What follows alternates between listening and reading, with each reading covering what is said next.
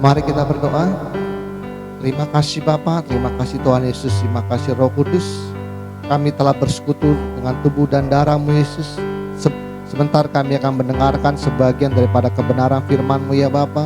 Sebelum itu segala puji, hormat, syukur kami naikkan kepadamu Bapa, kepadamu Tuhan Yesus dan kepadamu Roh Kudus, karena Engkaulah Allah Tritunggal kami yang Esa.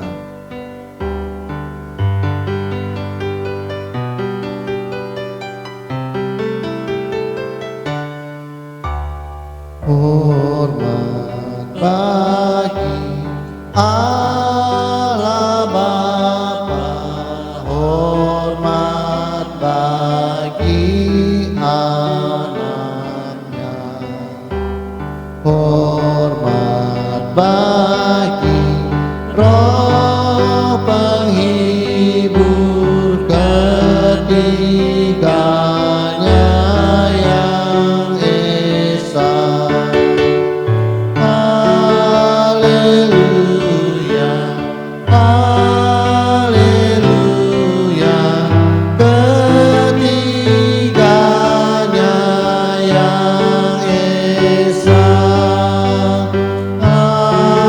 Haleluya, haleluya, ketiganya yang Esa. Ketiganya yang Esa, ketiganya yang Esa.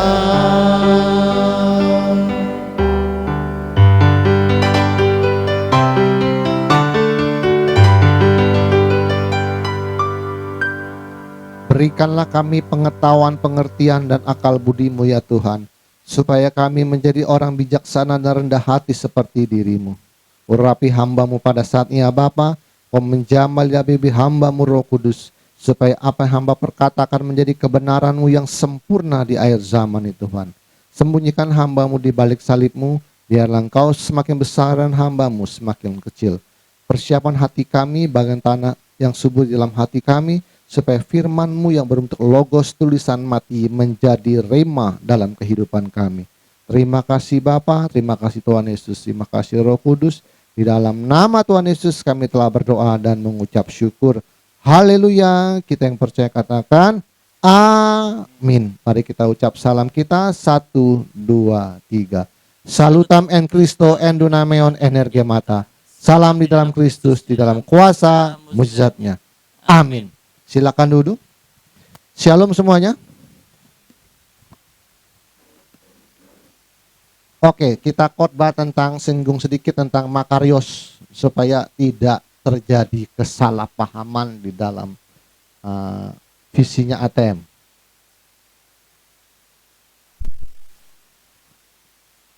Oke, pertama kita berbicara tentang makarios. Kata makarios itu berasal dari kata makar Yunani, yang artinya suatu kebahagiaan yang tidak dipengaruhi oleh keadaan atau kondisi apapun. Kebahagiaan atau berkat yang dari Tuhan Yesus berikan adalah berkat yang berasal dari karakter yang sudah dewasa. Ada ngomong tentang berkat jasmani enggak? Enggak ada. Secara arti katanya. Kebahagiaan yang tidak dipengaruhi oleh keadaan atau kondisi apapun. Artinya untung, rugi, kaya atau miskin, ada masalah atau tidak. Tidak dipengaruhi oleh kondisi apapun. Kalau engkau berkata haleluya makarios kalau sedang diberkati ya. Bukan makarios itu namanya, kan kondisinya berubah. Enggak usah pakai makarios ya. Dikasih uang 100 juta juga langsung makarios. Kan enggak usah, udah langsung bahagia dia. Ya kan enggak usah. Nah, ya. Tapi kondisi bahagia yang tidak dipengaruhi oleh keadaan usia apapun, kondisi apapun, yang berasal dari karakter yang sudah dewasa. Saya jujur aja semenjak terus rema diturunkan dari Tuhan Yesus, saya sebenarnya memang lihat-lihat orang tuh ketawa saya. Semakin bahagia, saya ini berbeda rupanya. Karena sampai di situ ya udah tahu cengengesannya sudah tahu. Saya sebenarnya ada kebahagiaan sendiri di dalam pribadi saya kalau melihat orang itu. Ya, mau sampai di situ jauh bener ya, itulah kebahagiaan karena karakter. Karena kita pengertiannya sudah sampai. Oke. Makarios adalah kata yang secara khusus menerangkan tentang para dewa. Jadi ini sebenarnya untuk dewa Yunani.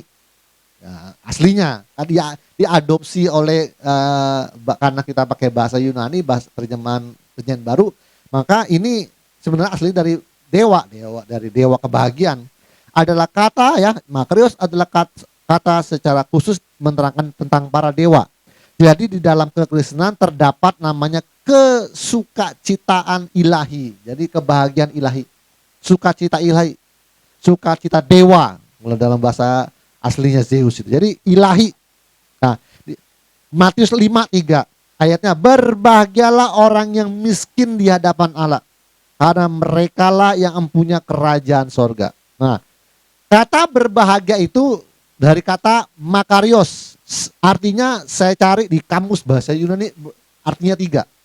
Makarios atau berbahagialah. Artinya sangat diberkati, beruntung, dan bahagia. Ada 3 arti. Sangat diberkati, beruntung, bahagia. Tapi tidak boleh diarahkan kepada duniawi. Kita lihat King James Version. Blessed are to the poor in spirit. Apa? Poor in spirit. Miskin dalam roh. Di dalam ILT juga, dalam terjemahan literalnya, berbahagialah orang yang miskin dalam roh, karena kerajaan sorga adalah milik mereka. Jadi sukacita surgawi, sukacita ilahi tidak dipengaruhi oleh apapun, adalah sukacita makarios, orang yang miskin secara rohani di hadapan Allah. Jadi nggak ada hubungannya. Aku diberkati untuk memberkati, kayak gitu kan? Sembuh, apa? Sehat, makmur, katakan makarios. Itu keliru secara terjemahan dari Alkitabnya. Kalau diarahin kepada duniawi itu salah. Saya ingin memperbaiki ini supaya di ATM jangan terbawa oleh kedagingan dan keduniawian. Kan udah bilang ini salah-salah bisa nggak kaya-kaya sampai sakti. Nanti mulai kayaknya pas sakti. Di situ udah mulai. Ya namanya Anda sakti semua. Dalam nama Yesus kanker sembuh. Ya nggak mungkin orang pulang nggak matur nuwun sama kita. Aduh Pak, terima kasih Pak Andrea, anak-anak saya kanker tadi 4 udah dibawa ke Cina, ke Amerika, nggak sembuh-sembuh. Bapak mau minta apa Pak? Nanti pasti orangnya begitu. Bapak mau apa? Sebagai ucapan terima kasih saya. Oh ya, bangunin rumah saya. Oh ya, besok panggil PC, ratain dan bangun ulang Pak. Bisa terjadi begitu. Makanya saya bilang, nanti puncaknya sakti dulu. Nanti lebihnya makarios. Kan karena kuncinya di situ. Kalau belum di situ, kalau orang kaya itu terbatas, pengikutnya terbatas, karena Anda bilang kaya, masih banyak orang yang kaya. Anda kira semua pendeta yang kaya itu apa pengikutnya ngebludak gitu? Enggak juga, masih banyak pendeta yang lebih kaya kok, yang gereja lebih besar, tapi terbatas segitu aja udah. Sedangkan Tuhan maunya ke ATM bukan karena kaya, tetapi karena sama dengan Tuhan Yesus dan diberikan urapan kasih karunia. Karunia diurapi. Kalau Anda sakti, itu nggak ada batasnya Pak. Bu ya, kalau orang sakti itu nggak ada batasnya. Kalau Anda kaya, Anda ada batasnya pengikutnya. Tapi kalau Anda sakti, tidak bisa dibatasi pengikutnya. Saya gini aja, yang Anda lihat baca di Google, YouTube, orang kayak siapa ya, yang anak kecil yang sakti tiba-tiba tuh siapa namanya itu? Pernah dengar nggak? Ponari apa nggak tahu. Nggak tahu ya. Saya Anda baca tuh, dia tinggalnya di mana sampai di ujung kulon, Kalimantan, Medan, terbang hanya untuk minta disembuhkan coba. Daerahnya jauh-jauh sengaja terbang pakai pesawat untuk nyari anak itu. Apalagi Anda nanti ATM sakti, itu kemarin saya bilang nggak ada batasnya. Salah-salah orang dari Singapura terbang cari kita dong. Karena nggak bisa dibatasi namanya sakti. Kalau kaya terbatas ya. Bill Gates juga lebih kaya dari Anda. Ya kan? Yang punya Facebook, Mark Zuckerberg juga lebih kaya dari Anda. Ada terbatas dia. Dipuja orang itu terbatas. Tapi kalau sakti itu nggak ada batasnya. Sampai ujung kulon juga Anda dicari orang. Namanya nyawa, orang tuh berani bayar apapun demi ganti nyawanya loh, jangan salah ya. Manusia itu berani kasih apapun, berani ganti nyawanya, saya kasih tahu. Salah-salah kalau udah nekat dia bilang itu rumah saya kasih bapak kalau bapak bisa sembuhin anak saya. Bisa terjadi begitu loh. Saking nekatnya, karena orang berani bayar apapun demi ganti nyawa orang. Nah, makanya saya bilang sakti itu tidak ada batasnya pengikutnya. Kalau kaya ada batasnya. Tapi kita mau kaya sekali juga untuk apa, Pak? Untuk kaya sekali itu untuk apa coba lihat. Kayanya bukan, saya bilang bukan hanya kaya, kaya sekali untuk apa coba. Tapi kalau sakti, ya ampun. Penyakit yang ringan-ringan aja bisa dicari orang. Tapi saya kalau sampai alter penyakit yang ringan nggak mau saya. Karena apa? Bukannya sok, tapi nggak bisa pulang. Karena waktu Yesus pergi ke rumah Petrus itu mertuanya sedang demam. Dipegang sama Tuhan Yesus, demamnya langsung hilang. Kalau sampai demam, pilek, flu, harus ke altar call, nggak bisa pulang pendetanya. Nah, makanya saya usahakan tidak mau ada KKR. Kemarin ada saya posting, saya gugat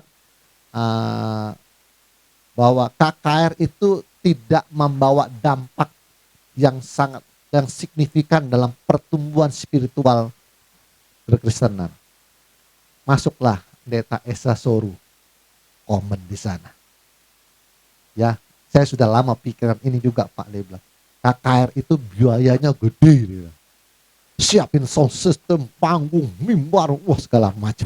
Pemain musik, biayanya gede gitu.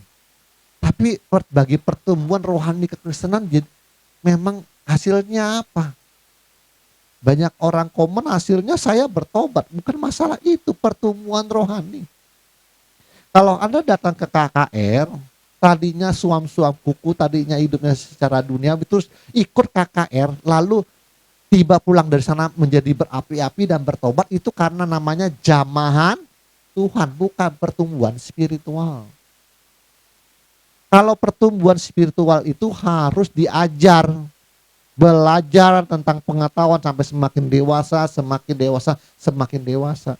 KKR paling 2 jam gak bisa untuk menumbuhkan spiritual manusia. Itu jamahan, Tuhan menjamah engkau supaya engkau bertobat sejak ikut KKR itu. Oke. Sekarang miskin roh secara rohani. Antara miskin dalam roh dan tidak kaya di hadapan Allah. Nah, sekarang ada 2 ayat yang menceritakan ini. Cuma berbalik kata-katanya. Jadi kalau orang bilang dia miskin, bisa nggak dikatakan dia nggak kaya? Miskin, dia mah hidupnya nggak kaya. Miskin memang nggak kaya kan? Begitu. Miskin memang tidak kaya. Kalau tidak kaya, belum tentu miskin ya. Cuma nggak kaya aja. Tapi kalau miskin ya pasti tidak kaya. Makanya antara miskin dalam roh dan tidak kaya di hadapan Allah. Dua-duanya ayatnya ada. Lukas 12:16. Kemudian ia mengatakan kepada mereka suatu perumpamaan, katanya, ada seorang kaya, tanahnya berlimpah-limpah hasilnya. Ia bertanya dalam hatinya, apakah yang harus kuperbuat? Wah, kaya bener nih, baru ngomong tentang kaya sekali. Sebab tidak mempunyai tempat di mana aku dapat menyimpan hasil tanahku. Lalu katanya, inilah yang akan kuperbuat. Aku akan merombak lumbung-lumbungku dan aku akan mendirikan yang lebih besar dan aku akan menyimpan di dalamnya segala gandum dan barang-barangku. Sesudah itu aku akan berkata kepada jiwaku, jiwaku, ada padamu banyak barang, tertimbun untuk bertahun-tahun lamanya. Beristirahatlah, makanlah, minumlah dan bersenang-senanglah. Tetapi firman Allah kepadanya, hai engkau orang bodoh, pada malam ini juga jiwamu akan diambil daripadamu. Dan apa yang telah kau sediakan untuk siapakah itu nanti?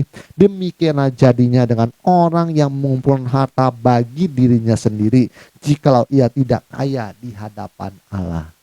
Antara miskin dalam rohani dan tidak kaya di hadapan Allah. Ini sebenarnya menceritakan hal yang sama. Kan tidak bicara tentang harta ini. Orang tidak kaya di hadapan Allah, dia sih kaya secara jasmani nih, tapi tiba-tiba tidak kaya di hadapan Allah. Ini miskin secara roh. Apa yang diberikan orang Yahudi kepada kita sebagai umat Kristen? Roma 15:27. Keputusan itu memang telah mereka ambil, tetapi itu adalah kewajiban mereka. Sebab jika bangsa-bangsa lain telah beroleh bagian dalam harta rohani orang Yahudi. Apa yang diwariskan kepada kita? Harta rohani. Kita bisa mengenal Tritunggal, bisa mengenal Yehova. Itu karena dari Yahudi. Harta rohani. Tidak dikatakan harta jasmani. Kita diberikan orang Kristen dibantu sama orang Yahudi, kan enggak. Harta rohani itu apa sih? Pengetahuan akan kebenaran Allah. Maka tepatlah jika dikatakan orang yang miskin pengetahuan di hadapan Allah akan binasa. Seperti orang kaya tadi yang mengumpulkan hartanya. ILT, umatku dibinasakan karena kurang pengetahuan, oleh karena kamu menolak pengetahuan itu. King James 4:6, my people are destroyed for lack of knowledge. Umatku binasa karena lack of knowledge, karena kurangnya pengetahuan. Itu dalam Hosea 4:6. Jadi yang dimaksud dengan miskin rohani adalah miskin pengetahuan. Nah, kemarin baru disinggung sama Bugam. Kita ini sebenarnya kaya. Ya kan? Kalau orang mendapat harta rohani, saya juga nggak tahu bisa nyambung ke sana nih khotbah ya gara-gara Makarios. Ini lihat nih, ini orang kaya secara jasmani loh. Lumbung-lumbungnya mau dipenuhin sama dia. Kemarin udah khotbah. Oh, orang duniawi cepat jadi kaya. Ini aja ayatnya sudah ada, lumbung-lumbungnya dipenuhin semua sampai BCA penuh semua. Tapi malam ini Tuhan bilang jiwamu akan diambil. Demikianlah orang yang miskin ya. Jadi memang harusnya secara rohani ATM ini kaya. Tanya pengetahuan apapun bisa jawab. Apalagi tentang karakter, kebijaksanaan, kemelekatan, cinta kasih, penderitaan. Wah, itu udah Anda penuh itu untuk menjalani kehidupan ini. Jadi sebenarnya Matius 5:3 adalah sedang menceritakan sukacita ilahi bagi yang miskin secara rohani, karena akan diberikan kekayaan pengetahuan kebenaran oleh Allah. Jadi kita yang di sini kaya akan pengetahuan, maka berbahagialah dan katakanlah maka rios. Nah, itu yang tepat. Lagunya belum sampai ke saya, mau tak nyanyikan lagu itu. Ada yang hafal nadanya? Oh. Saya cari YouTube belum ada. Belum ada ini, enggak. Saya cari YouTube belum ada. Tak cari-cari, oh belum diorbitkan lagu ini rupanya. Enggak. Nah, ini yang benar. Ulangi. Jadi kita yang di sini kaya akan pengetahuan, maka berbahagialah dan katakanlah maka rios. Itu yang tepat. Jadi jangan disangkut pautkan dengan harta jasmani. Tapi kalau dikatakan aku diberkati untuk memberkati, boleh. Tapi harus ada kata aku diberkati secara rohani akan memberkati orang lain secara rohani. Nah, itu benar. Rohaninya sedang dibagikan kepada orang lain. Saya diberkati secara rohani akan men-share berkat itu, memberikan kepada Anda. Jadi berkat rohani itu yang tepat. Karena sesuai miskin dalam roh, bukan jasmani. Jadi ini doktrin yang mau saya sedikit koreksi supaya di ATM jangan arahnya ke sana. Nanti visinya nggak nyampe-nyampe, kata Tuhan. Ya ampun, dia ke duniawi lagi. Udah dirombak-rombak, balik lagi dia. Karena putar-putar balik lagi. Nah, kapan selesai, kata Tuhan. Oke. Kedua, renungannya adalah, ya renungan dulu. Yesus adalah Allah. Maka kekaguman kita kepada manusia sudah harus dihentikan. Nangkap sudah? Ya, Yesus adalah Allah. Maka kekaguman kita kepada manusia sudah harus dihentikan. Artinya, kau tidak boleh mengagung-agungkan Musa lagi. Kau tidak boleh terkagum lagi oleh Daud. Kau tidak boleh terkagum-kagum lagi oleh Salomo dengan hikmat dan kebijaksanaannya. Kau tidak boleh terkagum-kagum oleh Nabi dan tidak boleh terkagum-kagum dengan para rasul, yang apalagi Paulus yang selalu dipuja-puja oleh orang Kristen selama ini. Apa engkau lebih hebat dari Paulus? Anda tidak boleh mengagumi. Yesus adalah Allah, maka kekaguman kita kepada manusia sudah harus dihentikan. Harusnya kita kagum kepada Allah yang mengenalkan diri bernama siapa? Yesus. Udah dihentikan semuanya. Nggak ada. Jadi kalau misalnya tidak menjadi pembela yang radikal dan fanatik terhadap pendeta, nabi ataupun rasul, nggak boleh lagi. Anda bela-bela Paulus, bela-bela Musa, bela-bela Daud, bela-bela Salomo, udah nggak boleh lagi. Fanatik radikal. Apa kamu sudah lebih hebat dari nabi? Saya kalau lagi ekstrim tanyanya begitu loh. Apakah Bapak Pade sudah hebat dari para rasul? Loh, kan bunyinya Yesus adalah Allah, maka kekaguman kita kepada manusia sudah harus dihentikan semuanya. Saya hanya kagum kepada Yesus yang adalah Allahku. Atau mau kita mencari-cari celahnya nabi para rasul, ya boleh aja kita cari celah-celah nabi-nabi, kesalahan para nabi dan rasul. Nah, nanti katanya menghakimi gitu ya. Menghakimi, wah apa nih sombong menghakimi nabi dan rasul-rasul loh. Kalau untuk standarnya Yesus adalah Allah, kan standarnya pakainya Yesus. Semua nabi dan rasul kan diukur dari standarnya Yesus. Masa dia bilang, kekaguman kita terhadap manusia harus segera dihentikan. Kita ini adalah gereja yang paling mengkultuskan Tuhan Yesus. Gak ada lagi yang lain. Harus kagumnya sama Tuhan Yesus. Loh, saya ini dulu terpesona dengan Buddha Gautama, Dewi Kuan Im sama Chinghai. Dari khotbah-khotbah saya yang lama kelihatan saya ini. Kalau ada yang komplain tentang Chinghai, Buddha dan Dewi Kuan Im, saya kunci langsung dulu. Termasuk istri saya kunci. Karena saya bilang Anda tidak mengenal siapa dia. Saya mengenal dari apa yang saya pelajari. Ya kita kan kenal Yesus juga dari Alkitab, apa yang kita pelajari. Komplain dia sama saya. Kok jadi bela-bela kesonong deh. Ya saya waktu itu berkata, saya belum melihat ada satu manusia pun seperti mereka bertiga. Buddha, Dewi Kuan Im, dan Chinghai. Akhirnya pada suatu saat saya baru dibukakan oleh Tuhan Yesus setelah rema terus berjalan, saya baru oh iya ya, memang Tuhan Yesus ini paling hebat ya. Tuhan Yesus memang paling bijaksana dia. Tidak ada yang sebijak dia. Tidak ada yang secantik dia. Tidak ada yang begitu memahami yang namanya penderitaan. Tuhan Yesus. Sekali lagi, Yesus adalah Allah, maka kekaguman kita kepada manusia sudah harus dihentikan. Tidak boleh mengagumi nabi-nabi dan para rasul. Harus mengagumi siapa? Tuhan Yesus. Yang kedua, setiap kecewa untuk masuk dalam renungan ini, bahwa kita tidak boleh kagum kepada manusia, maka setiap kecewa dengan manusia bukan berarti meninggalkan Tuhan. Nangkep? Banyak manusia kecewa dengan apa? Pendetanya, kecewa dengan pengerjanya, diakonisnya, dia meninggalkan Tuhan, tidak mau gereja lagi. Jangan sampai terjadi yang saya ceritakan, bangku diangkat, puah, nggak mau gereja lagi untuk selama-lamanya, forever. Jangan sampai terjadi begitu. Artinya orang itu belum sampai di level mengagumi Yesus sebagai Allah. Jadi dia baru melihat manusianya. Kan kekaguman manusia harus segera dihilangkan.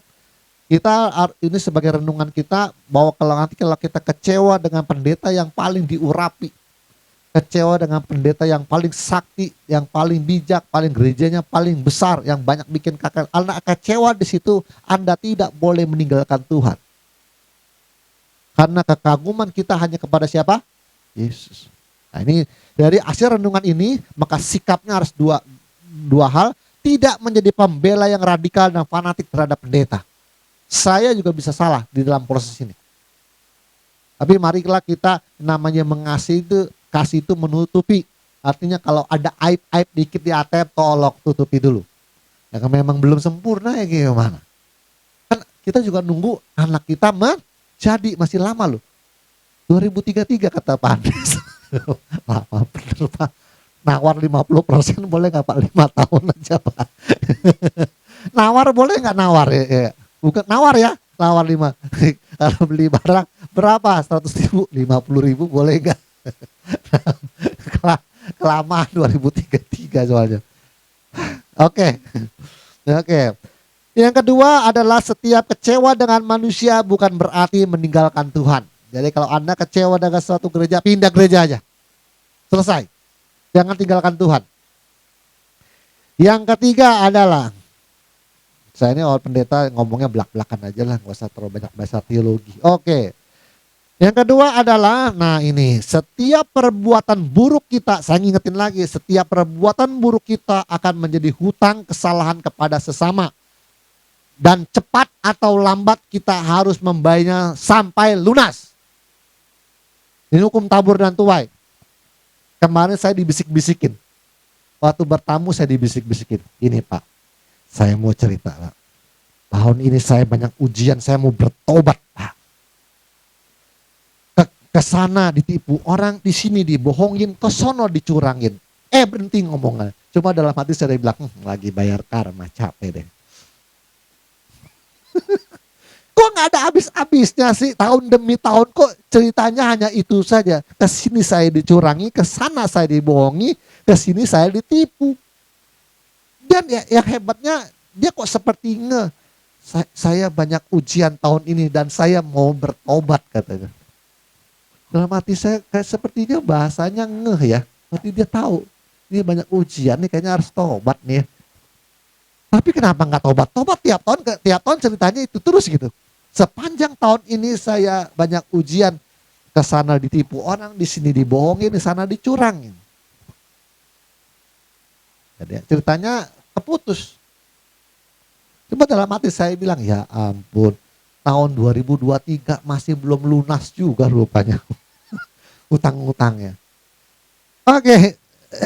Ini apa yang saya korbankan ini belum terbuka loh di dalam kekristenan loh. Saya punya postingan cerita Anda, saya posting ini loh. Setiap perbuatan buruk kita, apakah kita mencurangi, membohongi dan menipu sesama, pasti akan menerima balasannya. Pasti kena karmanya. Saya tulis begitu pakai kata karma. Langsung ada yang komen di cerita Anda di inboxnya di messenger. Set. Katanya anak Tuhan kok pakai kata karma kan? Saya sudah tahu. Saya nggak jawab. Karena kata karma ini adalah masih asing bagi kekristenan. Saya sih mau pakai bahasa yang aneh, gampang-gampang aja. Kalau di dunia secara umum pakai kata karma saya lebih suka itu. Ada lagi kata Gusti Boten Sareh, itu kan saya lebih suka pakai begitu. Sebenarnya orang udah ngerti maksudnya.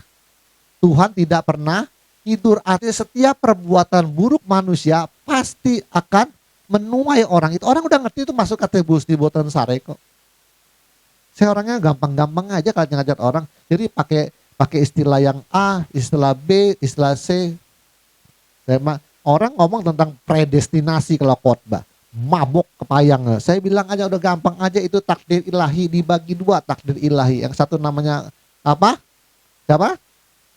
Qadar. Yang satunya apa namanya? Qada dan qadar. Jadi takdir ilahi atau predestinasi itu qada dan qadar. Artinya takdir engkau sebelum kau lahir, kau telah. Itu dan qadar adalah takdir setelah sedang engkau menjalaninya. Begini, saya perjelas lagi. Anak Anda sebenarnya mau anak Anda sekolah negeri, kalau bisa SMP negeri 1 atau SMA negeri 1 atau SMA negeri 1. Pertama kualitasnya bagus, kedua itu pemerintah punya. Kalau bisa ke sono. Tapi waktu anaknya kita arahin ke sono, ke sana aja gitu. Anaknya bilang begini, aku nggak mau ke sana, aku nggak punya teman. Aku teman-teman kamu masuk di Teresia, aku nggak mau ke sana. Besok saya ocein lagi. Nah nih kalau nggak SMK negeri 1, SMA negeri 1. Dekat-dekat mau lulus, mau ujian, anaknya masih ngomong, aku nggak mau, aku nggak punya teman di sana. Pas sudah ambil ijazah, ngotot tetap, aku nggak mau, aku nggak ada teman di sana, teman-temanku masuk situ semua. Kodanya berubah nggak di kodarnya menurut Anda itu? Kodar artinya saya sudah menentukan maunya ke sana. Ternyata anaknya tidak mau. Kodarnya berubah nggak? Maksud saya adalah takdir itu juga ditentukan oleh manusianya. Tuhan sudah tentukan jalanmu ini. Pas lahir, lahir di dunia, dia pilih takdirnya sendiri mau Artinya begini, kadang-kadang pilihan takdir kita bisa di-ACC Tuhan. Kita sebagai orang tua, kalau anak kita arahin anak itu ke negeri supaya dapat beasiswa. Tapi anaknya nggak mau, aku nggak punya teman. Akhirnya kita mau nggak mau ngalah, ngikutin anak itu punya mau. Artinya koda yang saya tentukan berubah karena sang yang menjalaninya pilih ke sana. Kodarnya berubah nggak? Ya itu dia. Kita manusia juga seperti itu, sudah ditentukan bagus-bagus oleh Tuhan. Kita punya pilihan sendiri.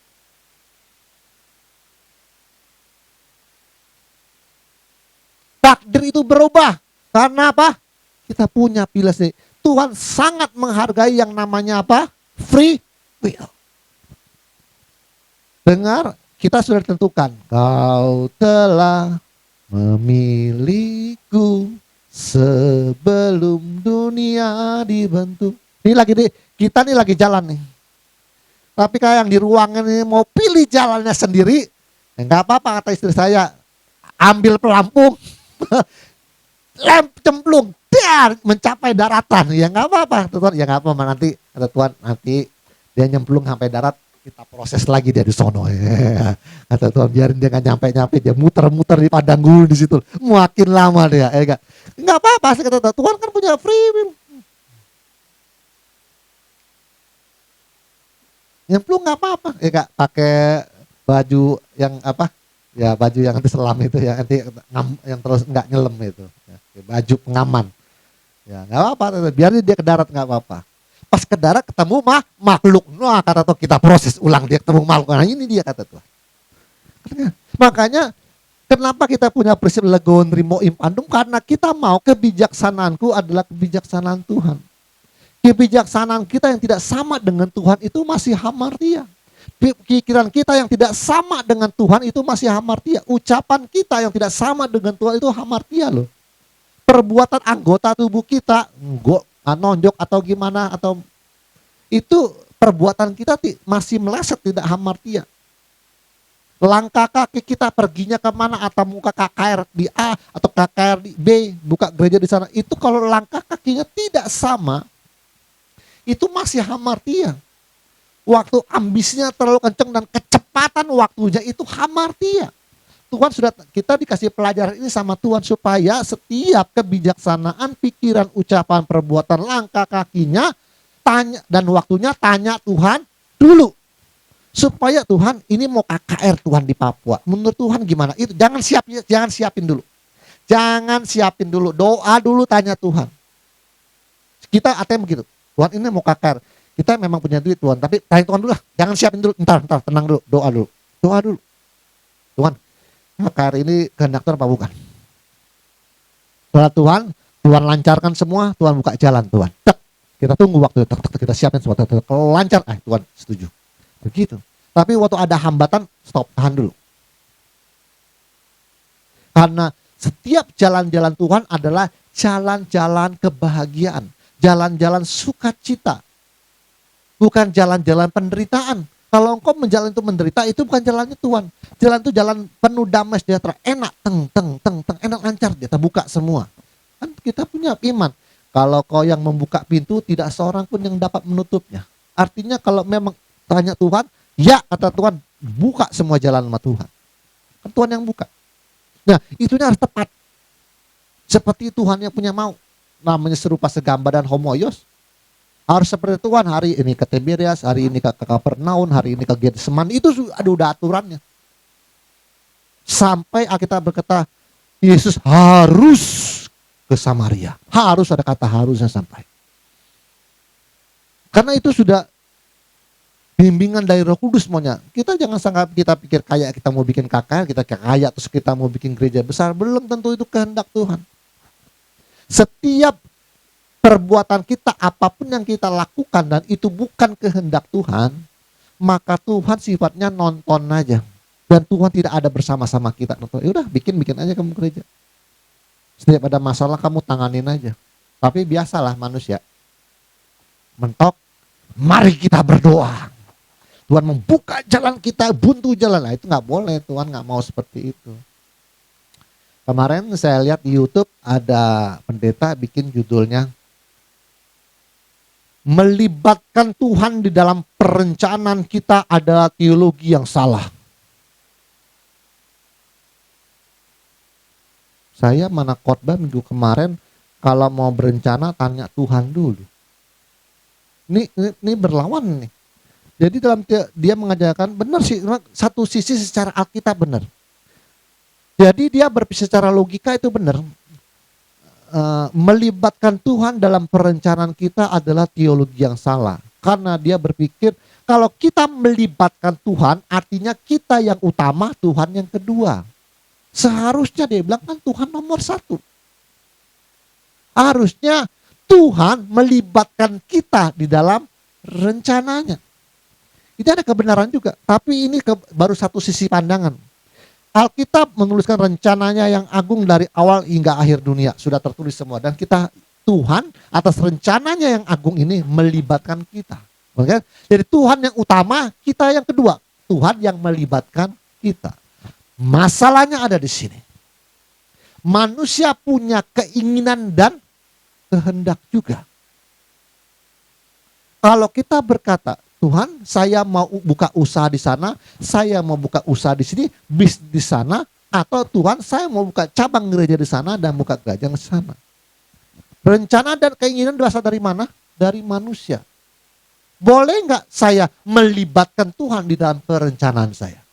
Makanya ayatnya berkata, serahkanlah segala perbuatanmu kepada Tuhan, maka semuanya akan terlaksana. Amin.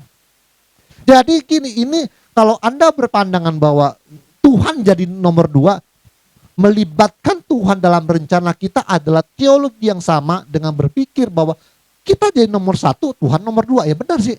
Namanya kita punya rencana melibatkan Tuhan, Tuhan nomor dua. Gimana kalau sebenarnya harusnya dibilang Tuhan nomor satu. Tuhan punya rencana melibatkan manusia. Permasalahannya kan manusia saya bilang punya kehendak dan keinginannya juga.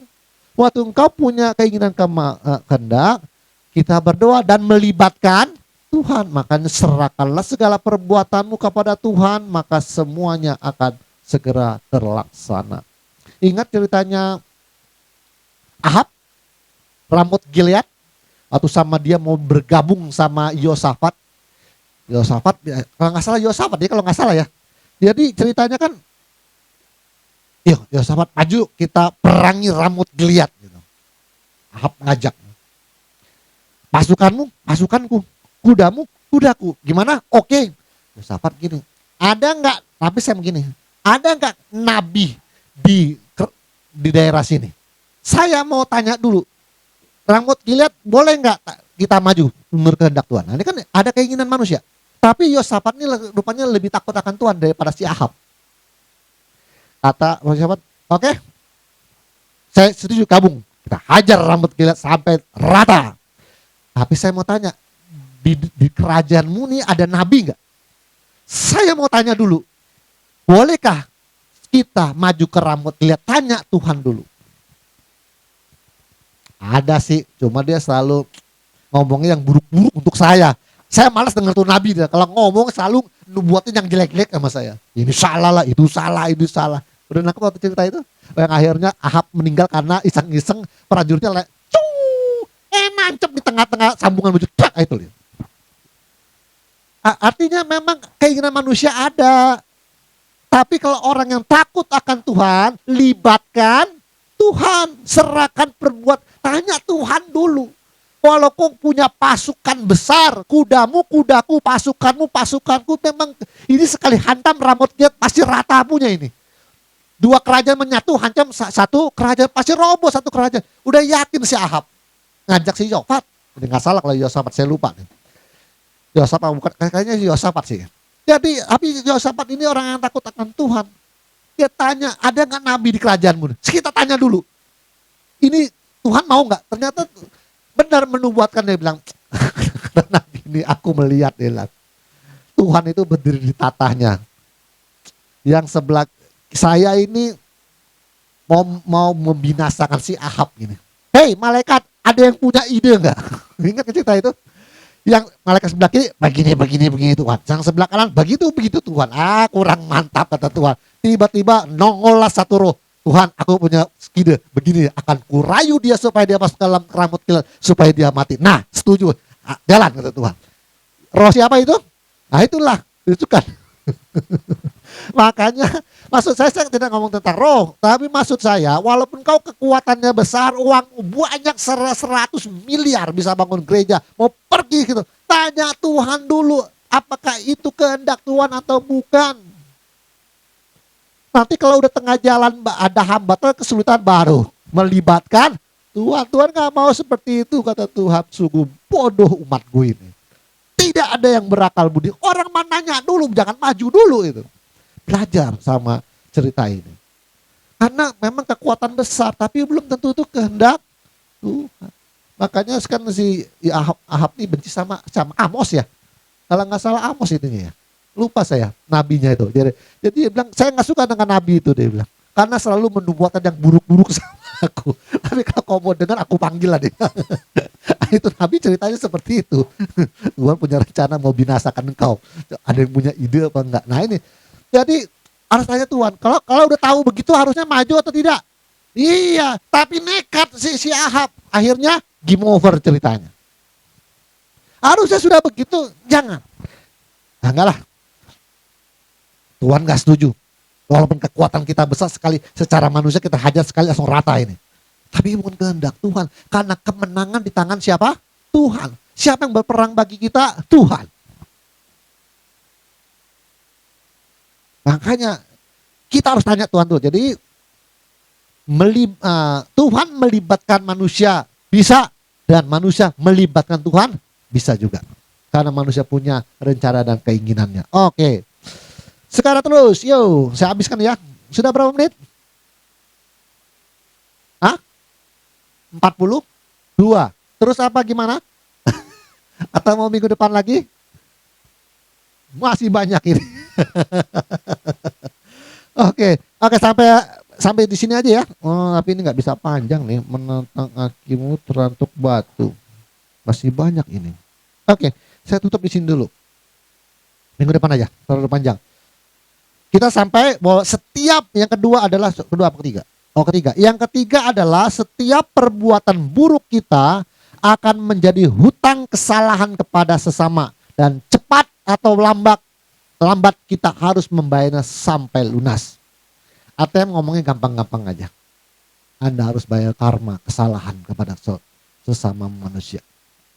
Kalau kau pernah ngomong orang bego lu, itu Anda suatu hari kalau orang dikatain bego, Anda terima karmanya.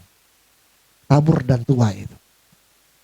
Makanya Matius 5:25 berkata, segeralah berdamai dengan lawanmu selama engkau bersama-sama dengan dia di tengah jalan, supaya lawanmu itu jangan menyerahkan engkau kepada hakim, dan hakim itu menyerahkan engkau kepada pembantunya, dan engkau dilemparkan ke dalam penjara. Aku berkata kepadamu, sesungguhnya engkau tidak akan keluar dari sana sebelum engkau membayar hutangmu sampai lunas.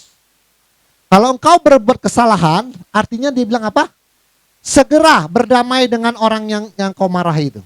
Dan kita tahu, bego lu, terus menurut, ini salah. Buru-buru sebelum karma itu sampai, kau dipenjarain, buru-buru samperin tuh orang. Duh maaf ya, baru saya ngomong kamu salah. Entah berdamai dulu supaya karma, tabur dan tuainya, karmanya menjadi ahosi karma. Anda sudah tahu semua pelajarannya. Dimandulkan tabur dan tuainya, nggak jadi. Buru-buru berdamai.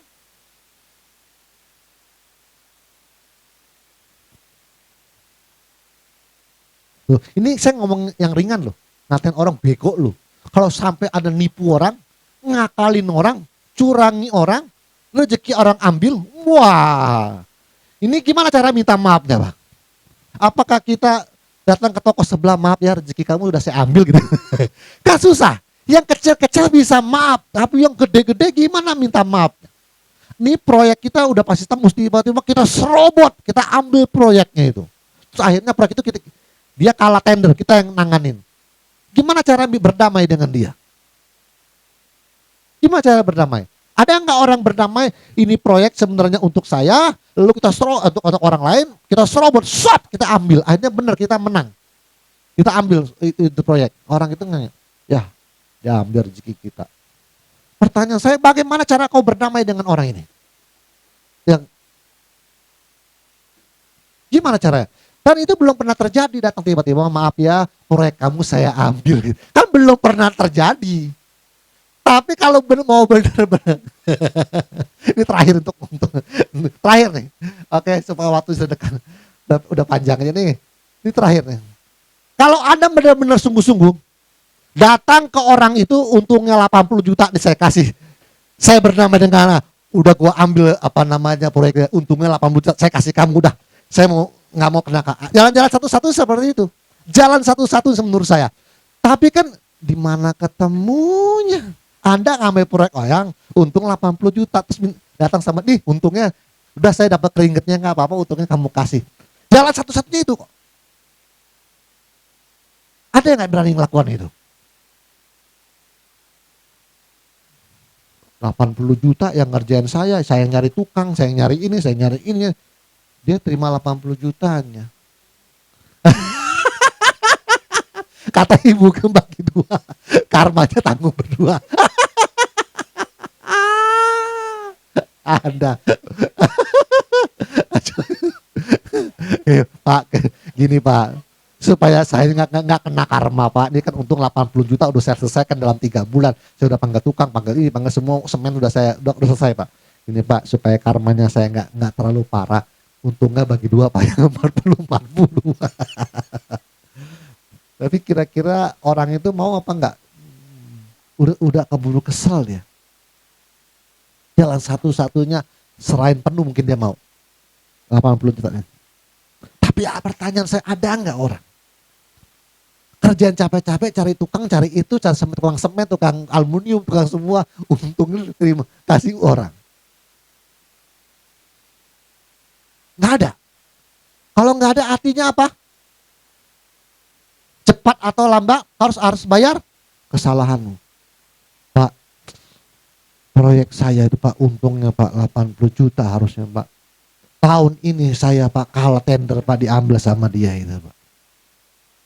Biasanya kita bilang apa? Nggak bener tuh orang tuh, nggak bener tuh. Sekarang satu gereja sama saya, proyek saya 80 juta untung dia ambil, nggak bener tuh. Jadi pelayan Tuhan lagi. Saya bingungnya kok nyalain orang Pak. Dia nggak koreksi dulu dia pernah lakukan apa. Kan kalau belum, ini kan buah tabur dan tuai kalau belum berbuah, ini masih penasaran dia ngejar terus nih. Ngejar terus dia. Itu udah aturannya Tuhan. Orang dunia nyebutnya karma, Alkitab bilang tabur dan tuai. Yang membuatnya seperti itu siapa? Tuhan. Tujuannya apa? Tujuannya apa? Jikalau engkau ketemu dengan orang yang mencurangi, memfitnah kamu, membohongi kamu, membuat kamu menderita, berterima kasihlah kepada dia. Karena melalui orang itu karaktermu diselamatkan. Amin. Berubah nggak? Dapat hikmahnya nggak? Harusnya iya. Waktu engkau ditipu orang 80 juta juga, kau dapat hikmahnya benar, merubah karaktermu. Aku ingin bertobat karena tahun-tahun ini aku banyak ujian. Haleluya. Secara ngomong sih benar menurut saya. Tapi punya pengetahuan nggak untuk itu? Pertanyaan saya, punya pengetahuan untuk itu nggak? Orang kan bisa, wah saya banyak ujian nggak tobat nih, harus tobat nih. Semua juga agama juga bilang begitu. Pertanyaan saya, punya pengetahuan nggak untuk itu? Gimana kamu cara bertobat? Oke, saya mau dengar tahun depan. Apakah dengan cerita yang sama yang kau ceritakan kepada aku? Ini masih panjang nanti nih. Tentang karma ini saya lagi khotbah dari Makarios, saya mau ke sini. Tapi minggu depan aja supaya nggak terlalu panjang. Oke? Tuhan Yesus memberkati. Saya akan lebih ngejelimet, nggak tahu saya dapat ilham dari mana. Tuhan kasih tahu saya ini, saya harus mengajar ini. Ini makarios. Iya. Ini pengetahuan ini makarios semua. Supaya hidupnya lempeng, jangan sampai salah. Ini harus doto solo nih, harus doto solo, ditemukan tidak bersalah di hadapan Tuhan. Kan sedang menggapai perkenanan Tuhan melalui hubungan kita sesama manusia. Kalau sesama manusia nggak benar, belum. Yesus semakin besar dan penuh hikmat, dikasih Allah dan manusia. Itu harus terpenuhi. Tuhan Yesus memberkati. Mari kita berdoa. Terima kasih Bapa, terima kasih Tuhan Yesus, terima kasih Roh Kudus, hamba-Mu telah selesai Tuhan. Terima kasih atas segala pengetahuan-Mu, hikmat-Mu, kebijaksanaan-Mu Tuhan kepada ATM ini Tuhan. Terima kasih atas semuanya ya Tuhan. Kami diperkaya, kami berbahagia yang tadinya miskin secara rohani yang tidak tahu apa-apa. Kami hidup ngalor ngidur, hidup semau-maunya. Sekarang kami menjadi kaya secara rohani, diperkaya oleh Tuhan dengan rema-rema terbaru. Oleh itu kamilah yang berbahagia. Pada saat Tuhan kami berkata makarios kepada Anthropos Theos Ministry. Karena ini pengetahuan ini sangat kaya dan kami mengenal apa yang Kau perbuat dalam kehidupan kami. Karena kami percaya Engkau mengajar kami, Gusti boten sare. Tuhan tak pernah tidur. Kami harus ditemukan dalam keadaan doto suolo. Terima kasih Bapa, terima kasih Tuhan Yesus, terima kasih Roh Kudus. Di dalam nama Tuhan Yesus kami telah berdoa dan mengucap syukur. Haleluya. Kita yang percaya katakan amin. Tuhan Yesus memberkati. Sorakan. Yang hidupnya mau diberkati oleh Tuhan, angkat tangannya tinggi-tinggi. Sorakan.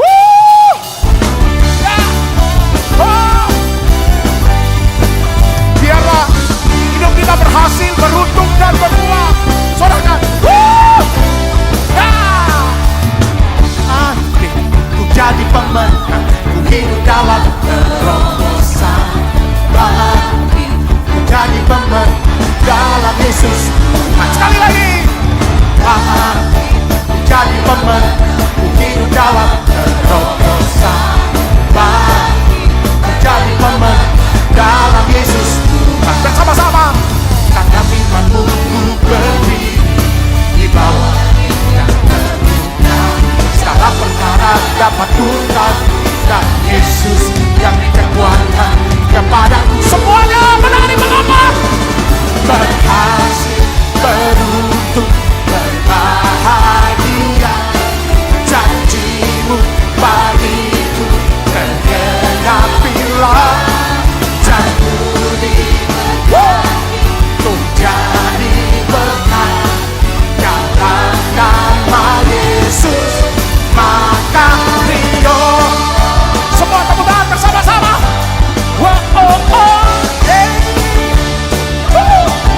Mari bersama-sama. Bagi ku jadi teman, ku hidup dalam terobosan. Bagi ku jadi teman dalam Yesus. Sekali lagi. Bagi jadi teman, ku hidup dalam terobosan. Bagi jadi teman dalam Yesus. Mari semua bersama-sama. Segala perkara dapat ku di bawah